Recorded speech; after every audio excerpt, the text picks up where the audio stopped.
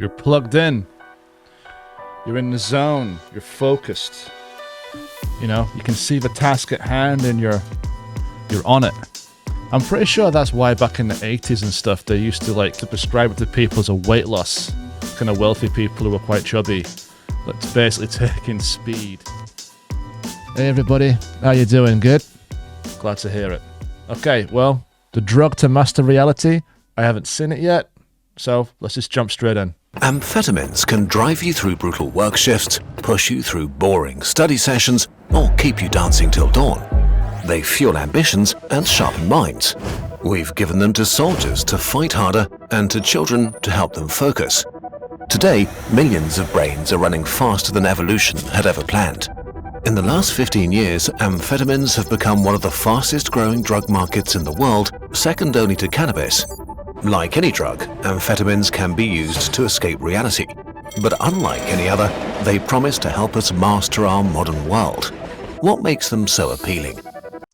Don't they give these to people with ADHD to allow them to focus better? I'm pretty sure I've heard that somewhere. And what happens to your body once you take them? Supercharging your brain. Almost everything humans do relies on focus and motivation. Whether you're working, playing, studying, creating, working out, partying, or fighting, you need to push through exhaustion, silence distractions, and stay in sync. That's why a healthy diet, a good night's sleep, and a solid workout, super important. Sleep is so important.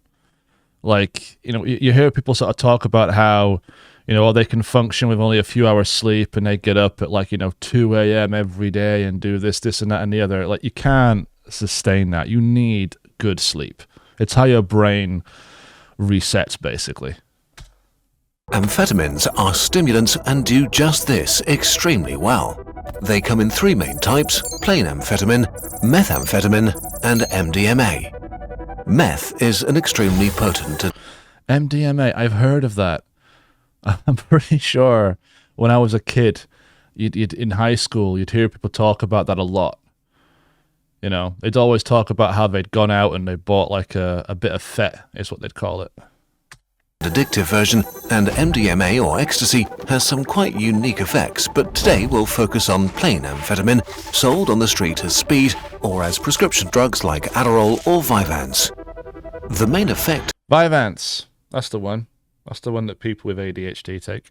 of amphetamines is to trick your brain to massively increase the levels of dopamine and noradrenaline. Dopamine is the chemical of motivation and excitement, like the rush when you're about to beat that impossible boss in a Souls game. Noradrenaline makes your mind awake, focused, alert and sharp, able to precisely and quickly move your fingers to perform the combo that destroys the boss. Dopamine says, yes, this matters, and noradrenaline gives you the tools to make it happen. On amphetamines, you aren't simply excited, but plugged into a hidden power source. You can quickly absorb and react to everything around you. Your attention is locked in the moment. In the best case, you enter a state of flow easily. You're plugged in. You're in the zone. You're focused.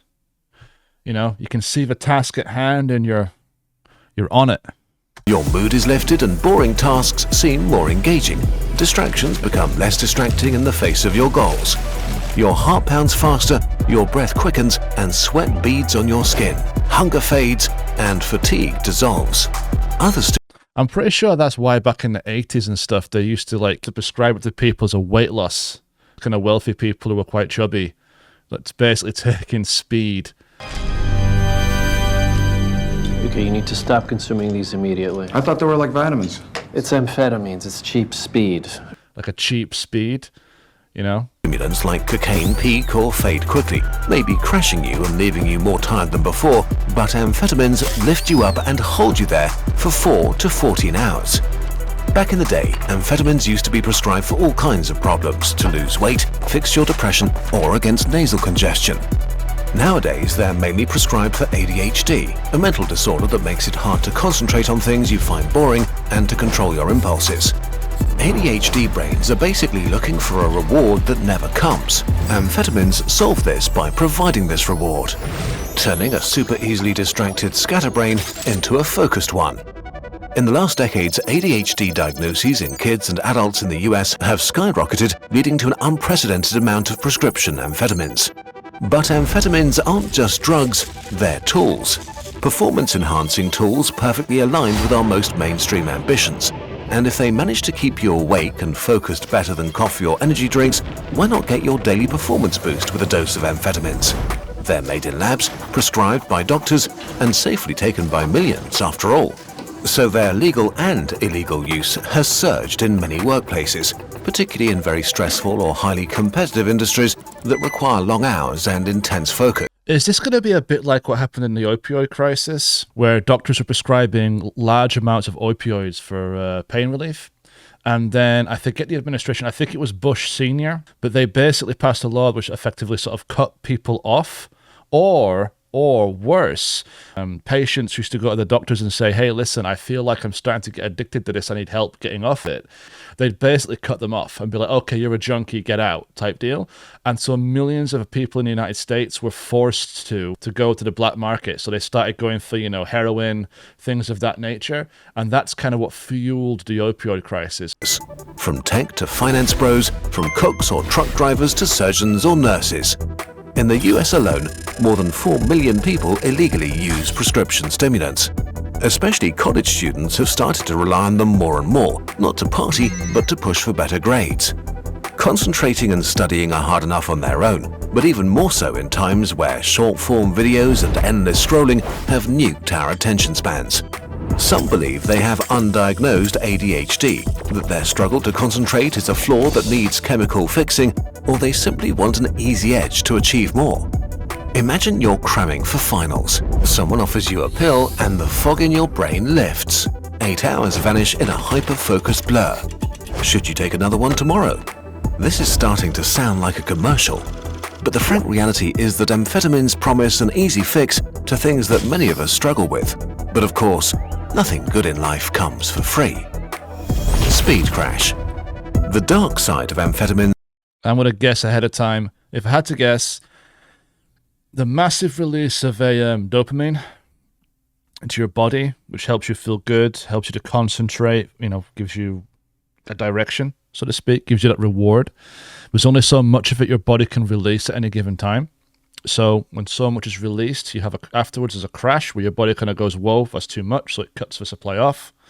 At that point, your body is completely unregulated, and I'm guessing they're going to talk about the depression that comes with that, the downer, the feeling of being terrible. If I had to guess, that's what this is. Comes in 2 flavors, unpleasant side effects and serious health risks. The least negative bad experience may be that amphetamines work, just not for the right thing. Instead of finally writing the paper that's due tomorrow, you hyper-focus on grinding your game, and then the day's over. Congrats on the new item, but you'll still fail your class. More serious is that noradrenaline puts your body into fight or flight mode, which can make you feel nervous, tense, and on edge. Your heart beats faster and your breaths are shorter, which is exactly how your body feels when you experience anxiety or panic. Suddenly, you feel extremely worried or can't stop ruminating. If you're already pretty stressed or anxious, this can worsen your anxiety or even lead to a full-blown panic attack. On the other hand, your motivation can overshoot. Your patience shrinks to almost zero, and you can feel wired and very annoyed at people because they speak and think too slowly, making you jittery and pretty unpleasant to others. Amphetamines also make you numb towards the needs of your body, so it's easy to forget that you need to drink, eat, and sleep. You may suddenly realize that you're totally dehydrated, tired, and shaky after neglecting your body's needs for hours and hours. And while amphetamines... So you basically have a full burnout. That's rough. Lengthen the time you can stay awake and be productive. If you took them too late in the day or too much, it may just be impossible to get to sleep as your mind can't stop racing, making you exhausted the next day, tempting you to solve the problem with another dose. If you take too much, all the enhancing effects can reverse. Yeah, because like anything else, your body learns to adapt to it over time. Leaving you nervous. You need larger doses in order to kind of get the same effect. That's what I'm guessing. That's what it'll say, but that's pretty typical of how your body responds to drugs. Restless, obsessively overthinking, or outright unable to focus on anything. Some prescription amphetamines like Vyvanse stay active in your system for up to 14 hours, so if you have a bad trip, you may have to wait it out. And the come down can also be pretty harsh. After hours of being bathed in dopamine and noradrenaline, their levels drop suddenly. You may feel extreme fatigue. Your mood can crash, leaving you feeling low energy and depressed. You may experience a fresh boost of anxiety as your brain tries to rebalance itself. And of course, there's addiction. First of all, constant artificial dopamine highs can totally disrupt your emotional baseline. Swinging from euphoric and super focused and driven to stressed and tired is pretty unpleasant. If you take amphetamines regularly, you build a tolerance, needing higher doses to achieve the same effects, which raises the risk for all the negative effects. Maybe at the beginning amphetamines were the solution to finally do your homework, but after a while you just feel completely unable to study or work at all without the boost they give you. It can be... Yeah, you get used to it. That's why. You get used to it. You know? Hard to get back to your normal baseline afterwards. Okay, not ideal, but can amphetamines destroy your life? Well, maybe. Definitely your brain and heart. The flood of chemicals that boosts your brain can overwhelm it, mixing noise and signal and turning clarity into chaos, leading to psychosis. You can no longer tell for sure what's real and what's not. Typical symptoms are bizarre thoughts, hallucinations. I wasn't aware of that. I didn't know about that one. I've never heard of that one. Did I know anyone growing up who had an amphetamine psychosis? I don't think so. Although that's saying that I haven't really kept up with the people I grew up with, so. And paranoia. In most cases, they fade once the drug wears off, but sometimes they stay for months. And for a minority of people, they can evolve into full-fledged schizophrenia, changing your life forever. Amphetamines speed up your heart, and over time, even mild increases in blood pressure can damage vessel walls, causing them to thicken, narrow, and lose elasticity, which forces your heart to work harder. If you use them long-term, this can lead to serious complications like cardiac arrest or an irregular heartbeat. And in high enough doses, especially mixed with other stimulants like cocaine, amphetamines can trigger heart attacks, tear open major arteries, or burst blood vessels in your brain, leading to strokes, even in young people. How likely is this to happen? Today, it seems that low-dose prescription use over the short term for ADHD is relatively low risk, while chronic and especially heavy use in healthy people is probably harmful. If you want our opinion after our research, amphetamines are a huge grey zone. A part of society runs on speed because it wants to work more, be more focused, faster and longer. For some people, they're an effective way to treat a real underlying condition. For some, they're a great health risk. Without medical guidance and proper care, amphetamines can turn you into a terribly on-edge, anxious and unpleasant version of yourself. They are... Yeah, that's pretty bad. Yeah, that's pretty rough, that. An easy but also a short-term fix, and probably not a sustainable long-term solution if you do not have an underlying condition.